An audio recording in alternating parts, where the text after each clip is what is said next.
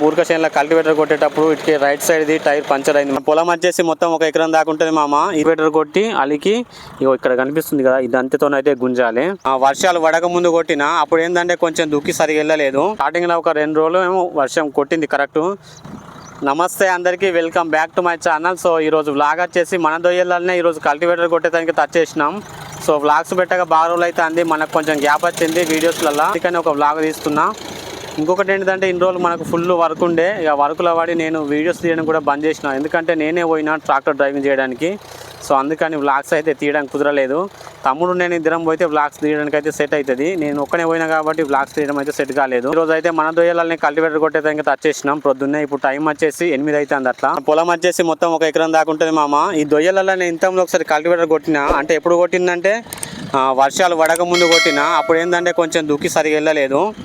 ఇప్పుడైతే అందుకే మళ్ళీ కొడతాను, ఎందుకంటే వర్షాలు కొట్టినాయి ఈ మధ్యలో 2 రోజులు కొట్టినాయి. తర్వాత ఇక వర్షాలు అయితే వస్తలేవు. ఇప్పుడైతే అందుకే కొడుతున్నాం. ఇప్పుడు కొడితే ఏంటంటే దొయ్యలలో మంచిగా సాపు ఉంటుంది అన్నట్టు, అందుకని అయితే కొట్టి పడేస్తాను. మన పక్కకు జీవనంలో అయితే అరక కట్టి రొప్పిళ్ళు, మనకంత ఓపిక లేదు. అందుకే మన ట్రాక్టర్తోనైతే కల్టివేటర్ కొడుతున్నాం. సో ఇక్కడ నారు కూడా అలికినాం మామ మొన్ననే, అంటే వర్షం కొట్టిన తర్వాత అలికినాం. ఇక్కడ చూపిస్తా, 2 రకాల వడ్లను అయితే తీసుకున్నాం మనం ఈసారి. సో ఇక్కడ కనిపిస్తుంది కదా, ఆ అవతల బిట్టేమో శ్రీ వడ్లు, ఇవేమో చోటా భీమ్. అంటే 2 రకాలున్నాయి, అవేమో అంకుర్ శ్రీ, ఇవేమో చోటా భీమ్. ఇంతకుముందు కొట్టినా కానీ సరిగ్గా వెళ్ళలేదు, అందుకే ఈరోజు వచ్చి మళ్ళీ కొడతాం. సో ఒక దొయ్య కొట్టడం అయితే కంప్లీట్ అయిపోయింది. ఇది ఈ దొయ్య. సో మనం లాస్ట్ సీజన్ దీంట్లో మనం శనగలు పోసినాం. నేను ఆల్రెడీ దీనికి సంబంధించిన వీడియోలు అయితే ఫుల్ చేసిన శనగ కోసమని. ఇక్కడ పక్కకే ఇంకొక 2 దొయ్యలు ఉంటాయి అక్కడ. సో అక్కడ కనిపిస్తున్నాయి, అక్కడ 2 దొయ్యలు ఉంటాయి. అక్కడికైతే ఈరోజు నారలు కాలే వడ్లు తెచ్చిన ఆల్రెడీ. ఏం వడ్లో నాకు కూడా అంత ఐడియా లేదు.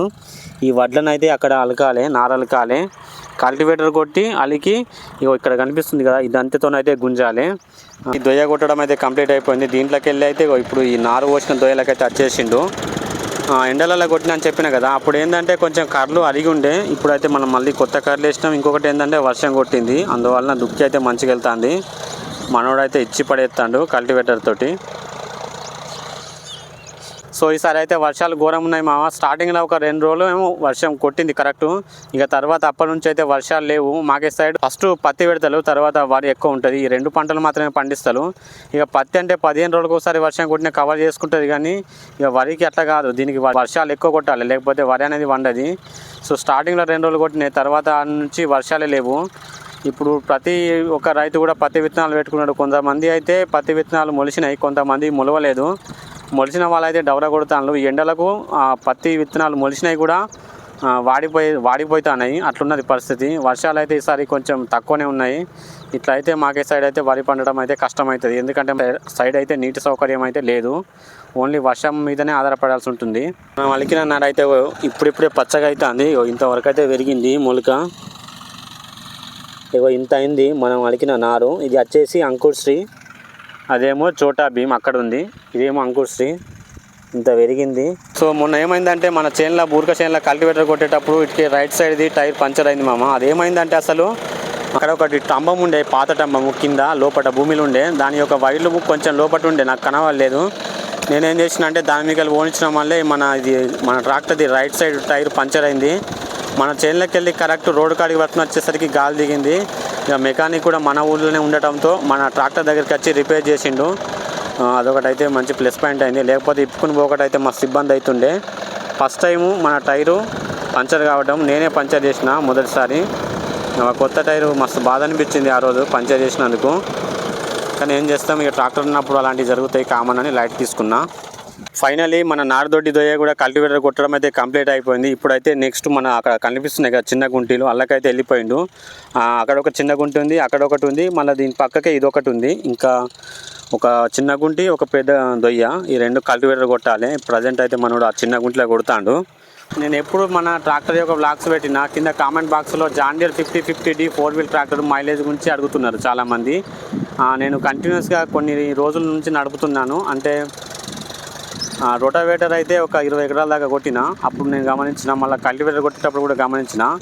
సో మనకు దుక్కి బాగా గట్టిగా వెళ్ళినప్పుడు 4-wheel గేరేసి అయితే మనం నడుపుతాం కదా C2లా, అప్పుడైతే మనకి గంటకి 5 లీటర్లు తాగుతుంది. నార్మల్గా మనకు 4-wheel గేర్ వేయకుండా మనం నార్మల్గా C2లో వేసి కొడతాం కదా, అప్పుడైతే 4 తాగుతుంది. గట్టిగా దొక్కినప్పుడు 5 తాగుతుంది, మామూలుగా దొక్కినప్పుడు 4 తాగుతుంది. సో 5 అయితే కన్ఫర్మ్. ఇదైతే గుర్తుంచుకోండి ప్రతి ఒక్కరు. జాన్ డీర్ యొక్క 5050D 4-wheel ట్రాక్టర్ యొక్క మైలేజ్ గంటకు 4-5 ఆ మధ్యలో ఆగుతుంది. ఫైనల్లీ మన చిన్న గుంటి కూడా కల్టివేటర్ కొట్టడం అయితే కంప్లీట్ అయిపోయింది. ఇప్పుడు దీని తర్వాత నెక్స్ట్ దీన్ని కొట్టాలి. ఈ చిన్న గుంటిని దీని తర్వాత ఇది కొట్టాలి. తొందరగా అయిపోతుంది. ఒక్కొక్క చిన్న గుంటి ఒక 5 నిమిషాల్లో కంప్లీట్ అయిపోతుంది. సో ఇది మన పెద్ద కల్టివేటర్ కదా, 11 దుంపల్ది. తొందరగా కల్టివేటర్ కొట్టడం అయితే కంప్లీట్ అయిపోతుంది.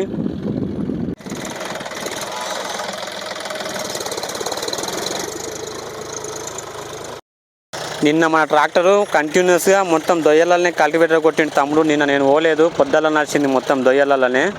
ఈరోజు అయితే మన దొయ్యలు కొట్టుకుంటున్నాం. దీని తర్వాత నెక్స్ట్ చేనికి పోవాలి. ఒక పెరడ్ ఉంది, దాన్ని కల్టివేటర్ కొట్టేందుకు పోవాలి.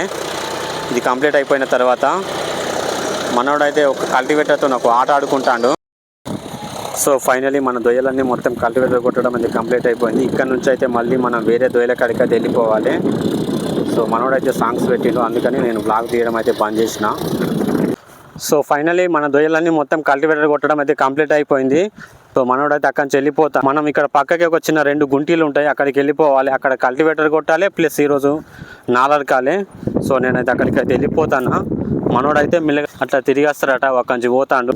అక్కడికి పోయినాక మళ్ళీ మన బ్లాగ్ని అయితే కంటిన్యూ చేద్దాం. సో ఫైనలీ మన 2 చిన్న గుంటీలు ఉన్నాయని చెప్పినా కదా, అక్కడికైతే అది చేసినాం. ఇంతకుముందే ఒకసారి ఆల్రెడీ కల్టివేటర్ కొట్టినాం ఇక్కడ కూడా. కానీ ఏంటంటే మళ్ళీ ఒకసారి దింపుతాను ఇలా. ఇప్పుడు కల్టివేటర్ కొడతాను కదా, ఇదొకటి దీని మీద ఉంది, అదొకటి. ఇవి 2 మాత్రమే కల్టివేటర్ కొట్టాలి.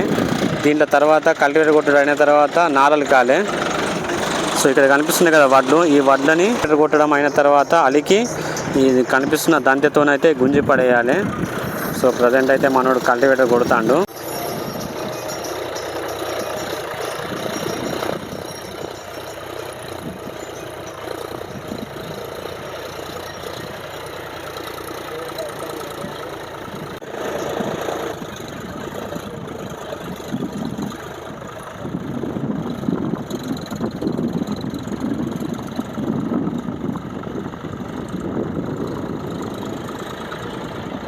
ఫైనల్లీ మొత్తానికి అయితే మన 2 చిన్న గుంటీలు అయితే కల్టివేటర్ కొట్టడం అయితే కంప్లీట్ అయిపోయింది. సో మనమైతే అక్కడ నారలికినాం.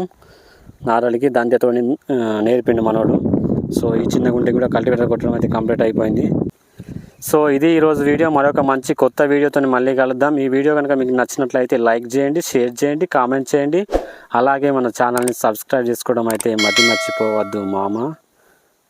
రైట్ మరి.